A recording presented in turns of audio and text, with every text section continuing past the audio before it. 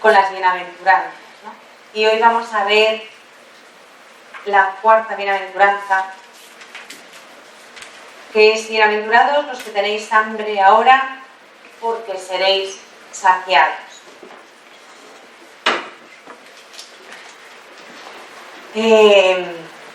Esta bienaventuranza, bueno, todas las bienaventuranzas son complejas. Esta bienaventuranza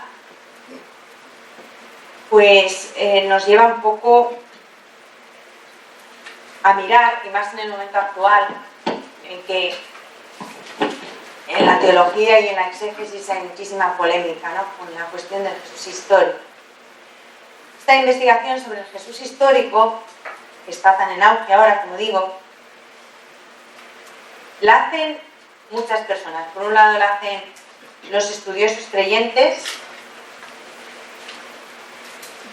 y luego también hay otra investigación del Jesús histórico que la llevan a cabo personas no creyentes, ¿no? Y personas con un planteamiento en algunos casos como muy radical. Y en cualquier caso, esta investigación por parte de unos o por parte de otros nos puede llevar, lo dice el padre Cantalamessa, no es cosa mía, a un error bastante grave, ¿no? ¿Cuál error? Al de inducirnos a creer que solamente es auténtico lo que, por esta vía del estudio del Jesús histórico, se pueda remontar, se pueda llevar al Jesús terreno, al Jesús que estuvo pisando la tierra durante 33 años, en Palestina, en el siglo I y demás, ¿no? Mientras que todo lo demás, es lo que dicen muchos de estos estudiosos, ya no sería histórico y por lo tanto negarían su autenticidad. Esto significaría limitar mucho y muy indebidamente solo a la historia los medios que Dios tiene a disposición para revelarse. Es como si dijéramos que Dios solamente se puede revelar a través de la historia, y de lo que no es rigurosamente histórico, no. Y eso es absolutamente falso. Primero, porque Dios es omnipotente, y segundo, en consecuencia, hace lo que le da la gana. Se puede revelar al hombre de muchas maneras, ¿no? Lo más importante es la historia sagrada revelada, sobre todo en la Escritura, ¿no? Bueno, sobre todo no, en la Escritura, y la revelación pública, todos sabemos, que termina con el libro del Apocalipsis. A partir de ahí, la revelación pública ha concluido. Bien. Pero dentro de esa revelación que está en las Escrituras, hay que tener presente la verdad de fe de la inspiración bíblica y, por lo tanto, el carácter revelado de esas Escrituras. No son puramente con un fin histórico, ¿no?, sino con un fin de revelar a Dios. No nos podemos olvidar la inspiración, que son inspiradas, ¿no?, por el Espíritu Santo, y tienen un mensaje, el mensaje de Dios para nosotros. La palabra de Dios, y por lo tanto la normativa del creyente, que es la palabra de Dios, no es solamente un núcleo que está ahí condensado, y lo que está escrito en los evangelios. La palabra de Dios abarca todos los libros anteriores del Antiguo Testamento y los que siguen en el Nuevo Testamento hasta el Apocalipsis.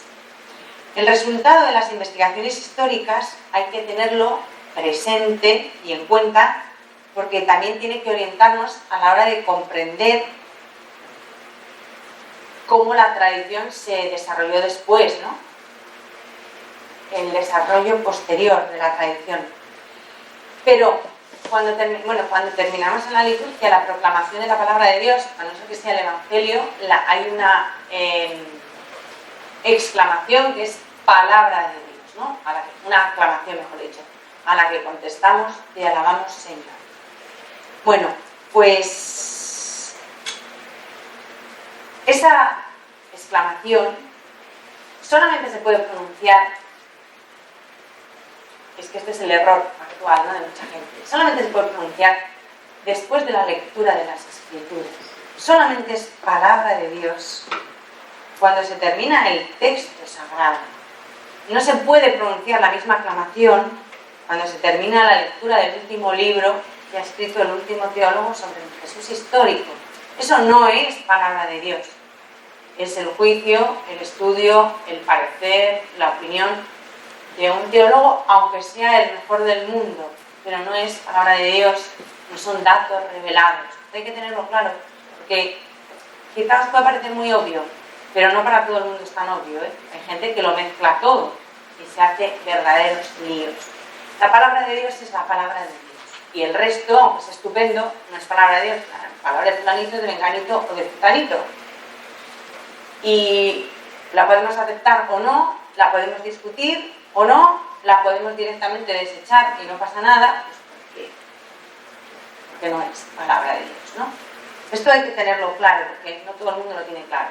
Y este planteamiento, ¿por qué los estudios son todo este rollo? Porque a la hora de entender y comprender las bienaventuranzas es importante, no es ninguna tontería. Y las dos maneras de leer la palabra de Dios, la lectura histórica y la lectura de la fe, tienen entre sí un importante punto de encuentro.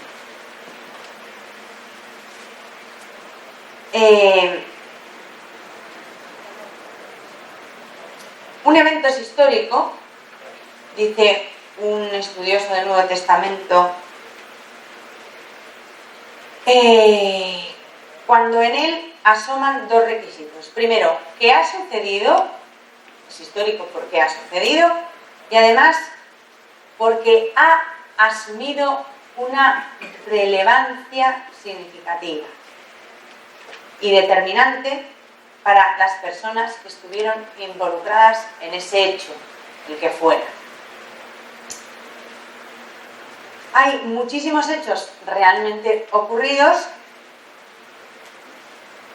que en cambio no los definimos como históricos. A ver, ¿es histórico que yo esta mañana me he levantado de la cama? Pues no. O sea, no es un hecho histórico, no tiene ninguna relevancia histórica. Y ha sucedido. Tiene que ser un hecho que, además de haber sucedido, tenga alguna significación especial para mí y para los que me rodean. Eso es parte de mi historia. Por ejemplo, mi bautismo. Mi bautismo es un hecho histórico que sucedió en un momento dado, X, el día tal, a la hora cual, en el lugar tal, ¿no? Y ese hecho, además de que ha sucedido, fue relevante para mí, porque fue mi bautismo, fue el inicio de mi vida cristiana, entre la vida de la gracia, como hija de Dios, etc., lo que supone un bautismo, y fue relevante para los que estaban a mi alrededor, en mayor o menor medida, pero de alguna manera marcó ese momento, ¿no? Marcó mi vida. Para que un hecho sea histórico y tenga relevancia histórica, tiene que tener una significación especial para los que lo han vivido, porque lo que sucede todos los días ha sucedido, pero no tiene especial significación. De hecho, el Evangelio narra lo que tiene especial significación, y cualquier crónica de cualquier historiador narra cosas que tienen especial significación. O sea, es un hecho histórico que todos los días amanecía en la Galia, por ejemplo, ¿no? Pero eso los historiadores no lo contaban, contaron las batallas, los problemas, las dificultades, los gobiernos, lo que fue sucediendo en la Galia, pero que amanecía todos los días, no lo contaban cada día y sucedía, ¿no? Pues con el Evangelio pasa lo mismo. Todo lo que el Evangelio cuenta es porque tiene alguna significación especial. Porque evidentemente los 3 años de vida pública de Jesús, pues eso, se levantaba todos los días. Y no iría a pescar un solo día con los discípulos, iría a pescar muchas veces. Pero en un momento dado hubo una pesca milagrosa, en otro momento dado hubo una tempestad. Entonces, ¿por qué te cuentan lo de ese día? Porque tuvo un significado especial, ¿no? Un sentido especial. Si hubieran contado todo lo que Jesús hizo durante sus aproximadamente 33 años de vida, pues no tendríamos los evangelios como tales, sino que serían unos culebrones impresionantes contándonos punto por punto todo lo que él hizo. No todos los actos de la vida de Jesús fueron históricos, aunque sucediera, sino aquellos que han tenido una significación especial en su obra, en la redención, en nuestra salvación, en el anuncio del reino, en aquello para lo que Jesús vino a la tierra, ¿no? Resumiendo todo este rollo, un hecho histórico no es simplemente un hecho de una crónica, sino un hecho con su significado, ¿vale? Esto es muy importante a la hora de interpretar la Escritura siempre. Ninguna cosa que se nos narra en la Escritura es un detalle sin importancia, pues que al evangelista se le ocurrió, estaba más iluminado y nos contó un detalle. No. Tendremos, aunque de momento no lo pillemos, tendremos que seguir ahondando y estudiando por qué nos dice el evangelista, por hablar del evangelio, pero cualquier texto de la Escritura, esto y esto y esto. No, porque quedará más bonita la narración. No. El evangelio no tiene ninguna palabra vana, ninguna palabra superflua, todas tienen un significado. Cuando nos lo han contado, no es en plan cronista, sino porque tiene una significación. Otra cosa es que después con la ayuda del Espíritu haya que ahondar en esa palabra y buscar todos los sentidos, ¿no? Esto yo creo que es útil a la hora de interpretar, de leer, de orar cualquier texto de la Escritura. Y en el caso de las bienaventuranzas es muy importante.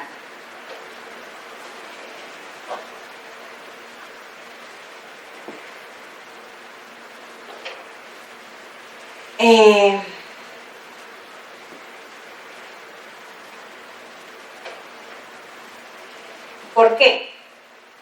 Por lo que os acabo de decir hace un momento. Los evangelistas, en concreto refiriéndonos al Evangelio, y la comunidad apostólica, los primeros cristianos, los primerísimos cristianos,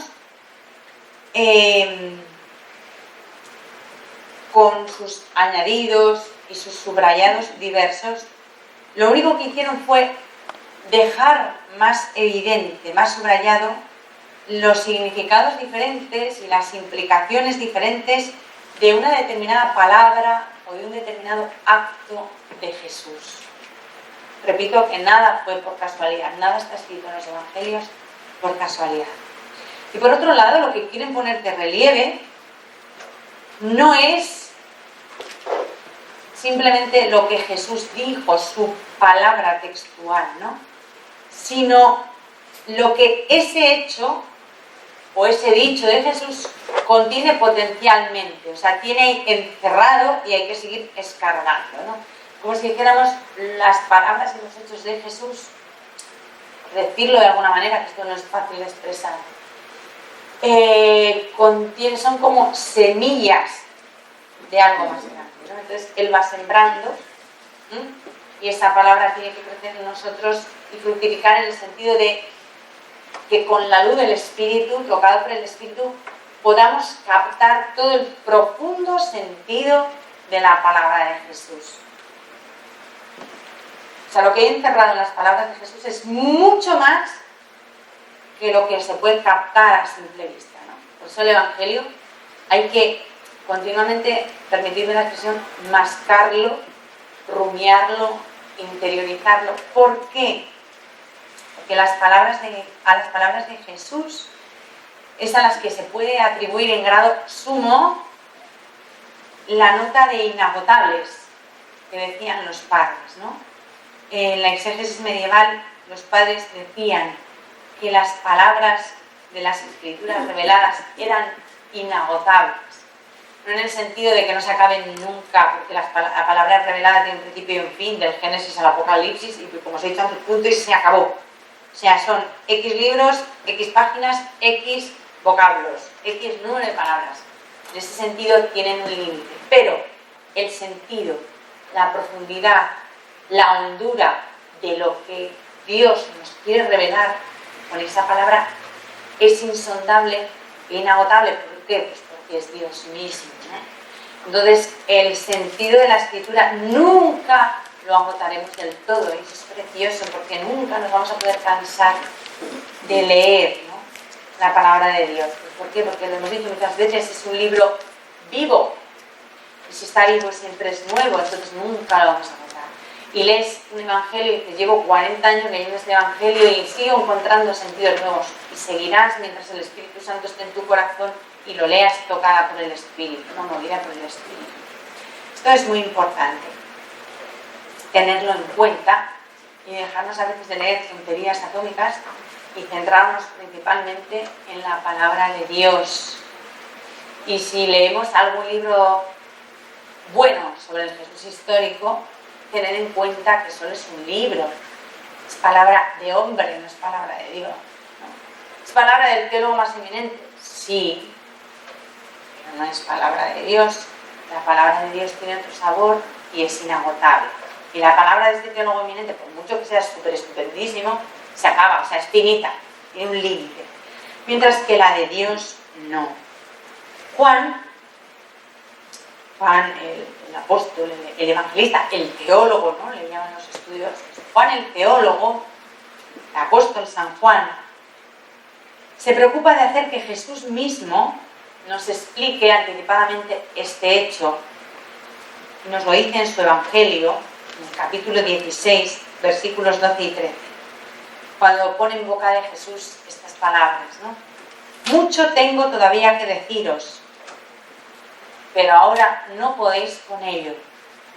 Cuando venga Él, el Espíritu de la verdad, os guiará hasta la verdad completa, pues no hablará por su cuenta, sino que hablará lo que oiga y os anunciará lo que ha de venir. Este es el eterno problema de la relación entre la historia y el espíritu, ¿no? Lo histórico, lo real y el espíritu, su significado profundo. La historia sin el espíritu es muda, no dice nada, y el espíritu sin la historia, pues es como si hubiéramos puesto una venda aquí y se hubiera quedado ciego. No se puede eliminar nada, ¿no? Porque no se puede desencarnar la palabra de Dios. Precisamente nuestra religión es la religión de la palabra encarnada, ¿no?, del verbo encarnado que es Jesús. Y con esto ya es una introducción un poco rollo, pero yo creo que es importante para leer las bienaventuranzas y para leer cualquier cosa que leamos en la Escritura, ¿no? Entonces ahora pasamos ya a preguntarnos quiénes son los hambrientos y quiénes son los saciados. Bienaventurados los hambrientos porque ellos serán saciados. Pero ¿quién es quién aquí, no? ¿Quiénes son los que tienen hambre y quiénes son los que se han puesto la bota? Hablando claramente. Pues las bienaventuranzas, como sabéis, nos han llegado en versiones distintas. O sea, para que esto sea más entretenido, encima no son iguales. O sea, ya de suyo la cuestión es complicada. Porque decir que bienaventurados los que están muertos de hambre, ¿qué eres? Señor, yo me fío de ti, pero mejor sería que tuvieran la barriga llena, ¿no? Estarían más contentos y serían más bienaventurados. Pero bueno, si tú dices que son bienaventurados porque tienen hambre, pues yo me lo creo. Pero es que encima Lucas lo dice de una manera, Mateo lo dice de otra, el uno dice que bienaventurados, los otros dicen que hay de aquellos, entonces aquí está complicado, ¿no? Bueno, Mateo tiene los dos textos de las bienaventuranzas más diferentes, bueno, más contrapuestos, son los de Mateo, el de Mateo y el de Lucas, ¿no? Mateo, el hombre tiene 8 bienaventuranzas. Bueno, bien, vale. Lucas tiene 4. Y veis las otras. Lo que pasa es que Lucas tiene 4 bienaventuranzas y 4 hay de vosotros. ¿Ah? Que es lo mismo. Pero dada la vuelta, ¿no? Las 4 bienaventuradas y 4 hay de vosotros. Vale. En Mateo el discurso es indirecto. Bienaventurados los pobres, bienaventurados los mansos, bienaventurados los pacíficos. Bien. Y Lucas, no. Lucas es directo. Dice, bienaventurados vosotros los tenéis hambre. Vosotros los que... O sea, Lucas no habla en sino se dirige a los que tienen hambre no estarán para que les cuenten cosas, pero bueno. A los que están llorando, a los que buscan la paz, a los que son perseguidos, pues qué estupendo, encima dice que o sea, no lo deja en el aire, sino que se dirige directamente a ellos, ¿no? Les anuncia que son bienaventurados. Mateo habla, por ejemplo, de pobres de espíritu, de hambrientos de justicia. Lucas no. Lucas dice los pobres, no sabemos si de espíritu, de cuerpo o de qué. Y hambrientos, tampoco sabemos de qué, de justicia o de galletas, no explica. Hambrientos y ya está. Entonces, ¿qué pasa? Que dices, ¿es lo mismo, no es lo mismo? Jesús que dijo, claro, porque al final dice, bueno, ya, pero Jesús que no que dijo exactamente, pues dijo las dos cosas, aunque Jesús lo dijera una. Bueno, tampoco tenemos seguridad histórica de que repitiera el sermón de la montaña más de una vez. A lo mejor lo repitió más de una vez. Nos lo cuenta como que por lo menos una vez lo pronunció. Y a lo mejor era de estos predicadores que repetía más de una vez. Puede ser, es probable. Puede ser que una vez dijera hambrientos y a la siguiente dijera hambrientos de justicia. Todo esto son conjeturas.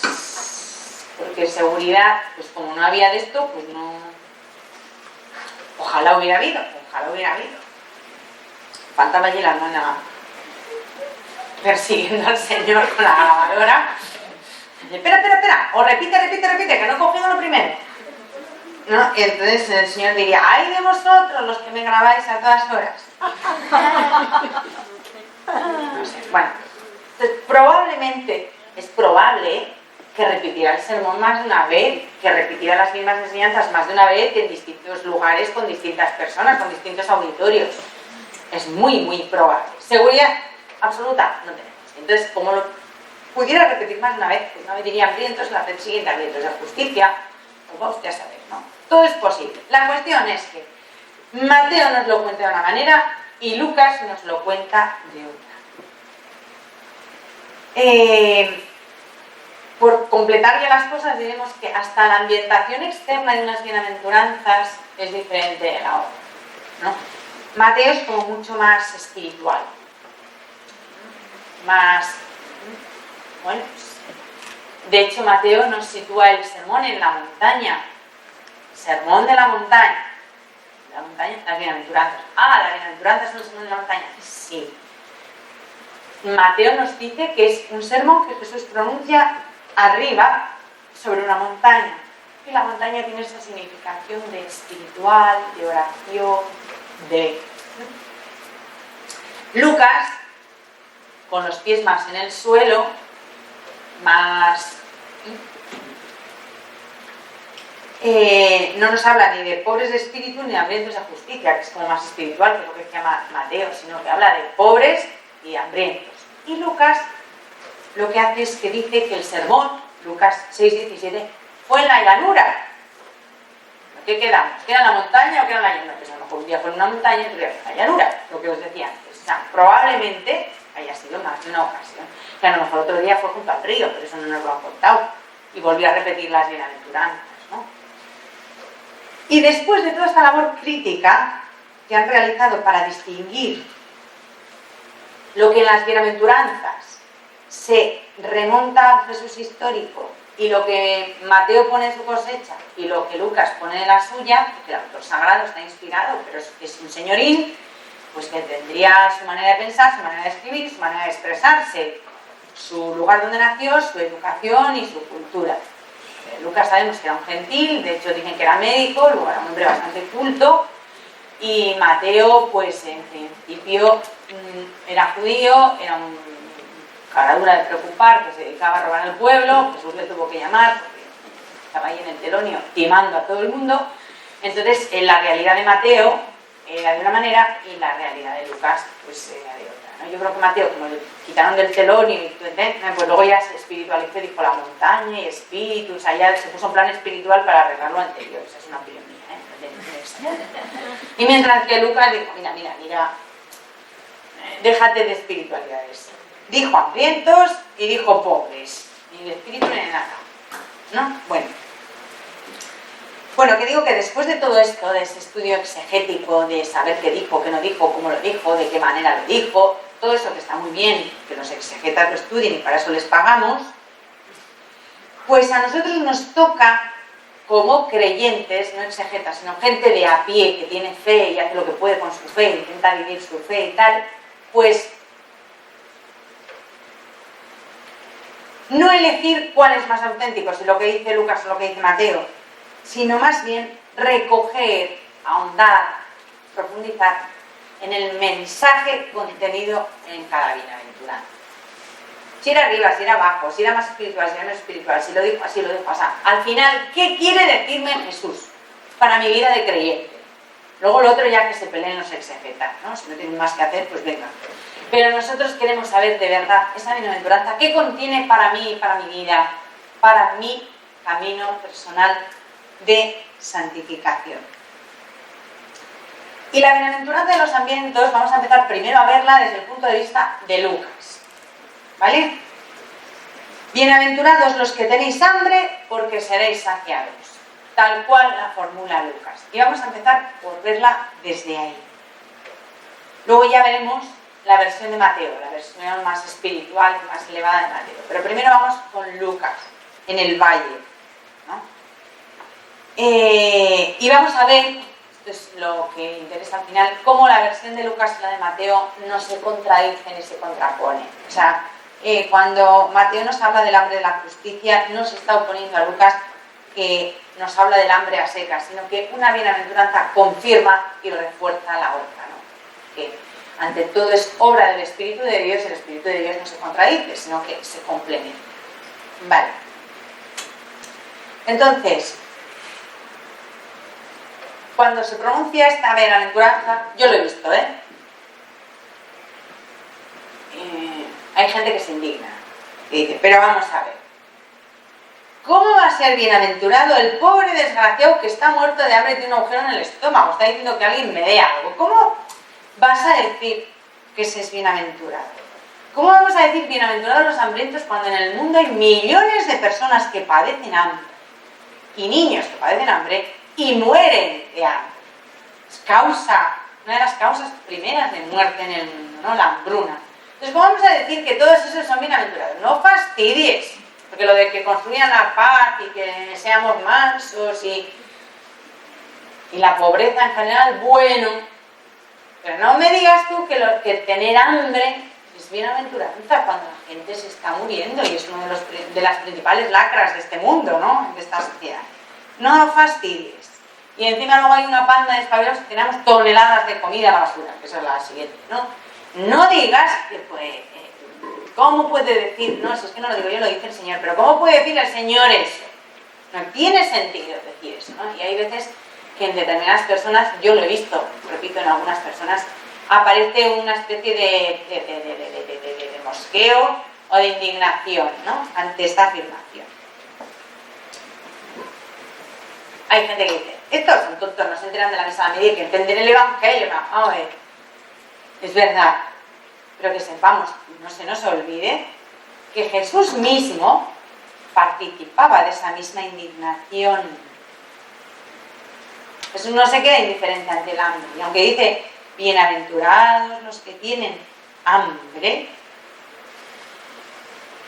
enseguida, en el caso de Lucas, la hace que vaya seguida de un ay. Y cuando Jesús dice ay, que vienen curvas, agarrarse bien, que a continuación vienen curvas, ¿no? Después de la bienaventuranza hay un ay. Ay de vosotros los que ahora estáis hartos, porque tendréis hambre. Vaya, hombre. Sí, palabra del Señor. Bienaventurados los que tenéis hambre, porque seréis saciados.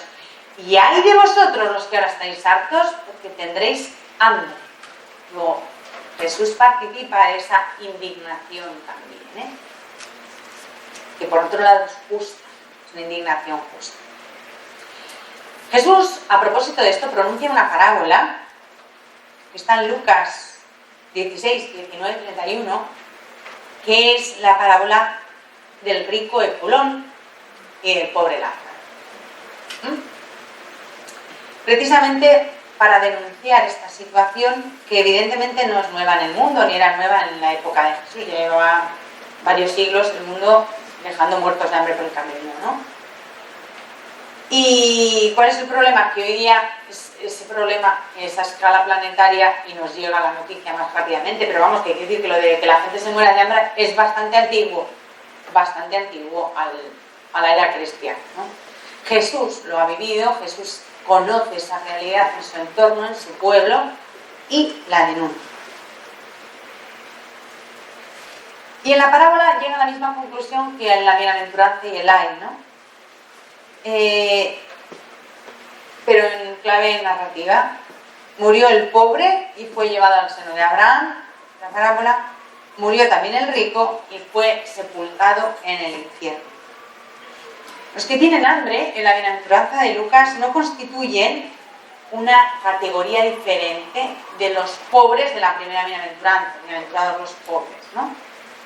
Son los mismos pobres considerados en el aspecto más dramático de su condición de pobre, que es la falta de alimento. O sea, la pobreza es la pobreza, pero ya la falta de alimento parece que es la pobreza suma, ¿no? Porque la pobreza como tal, pues el carácter de cosas, son cosas necesarias, en principio, aunque te lleve una gran penuria, no tiene por qué conducirte a la muerte.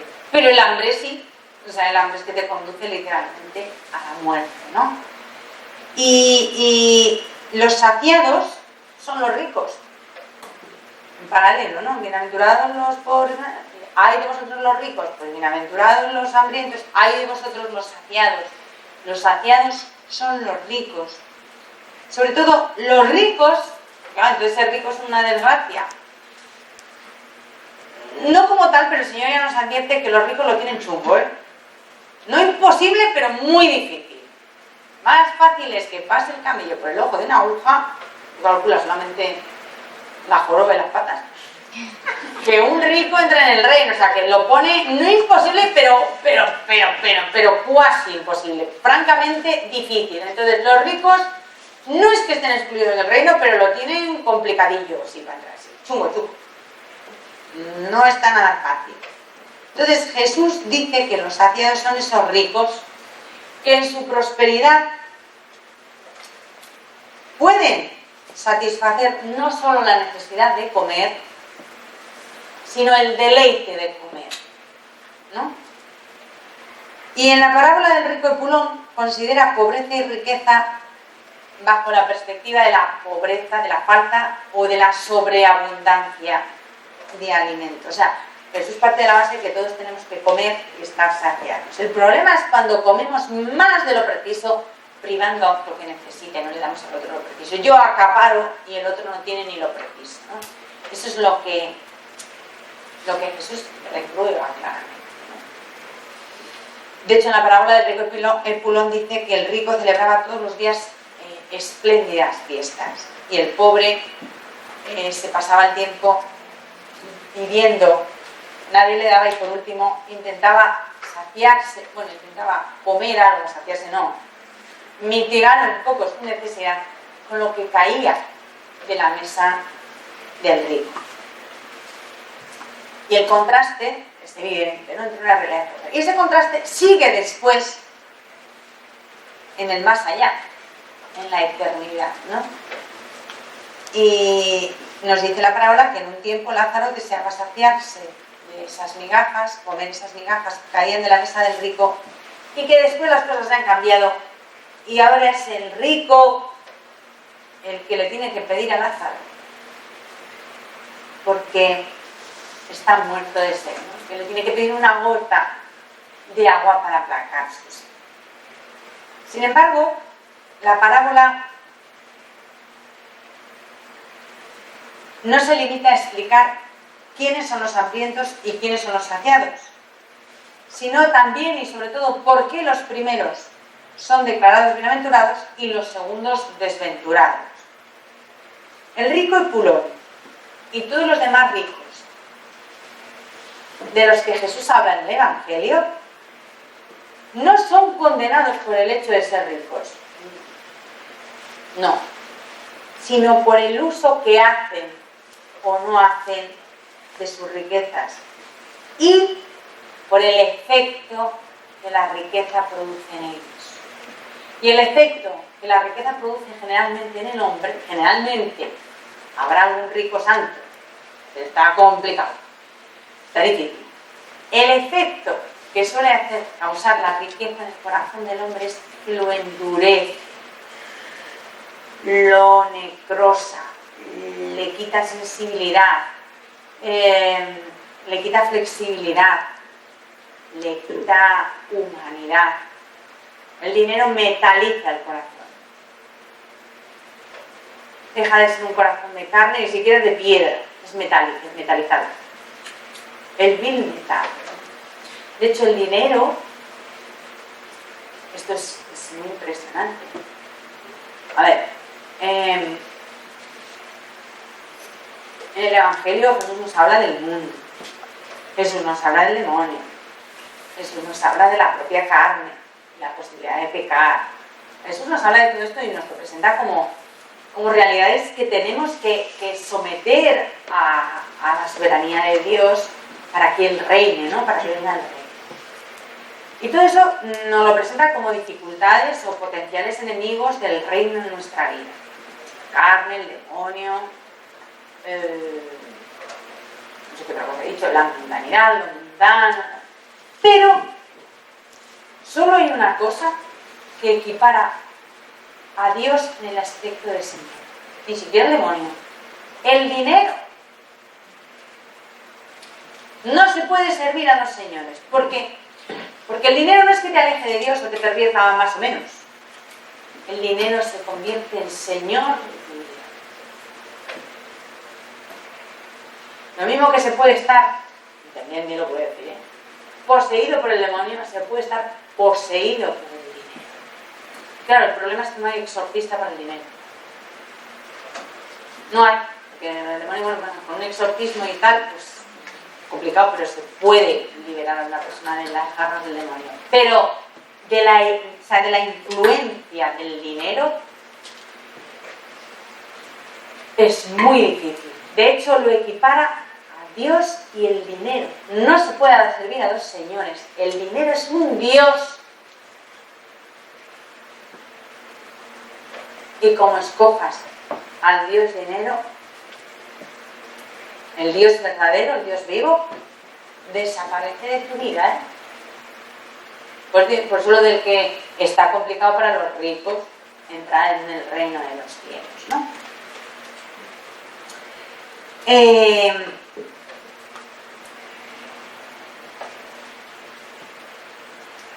La riqueza y la saciedad, nos dice Lucas 12:34, cambia al hombre, porque donde esté tu tesoro, nos dice Lucas, allí estará también tu corazón. ¿Cuál es tu riqueza?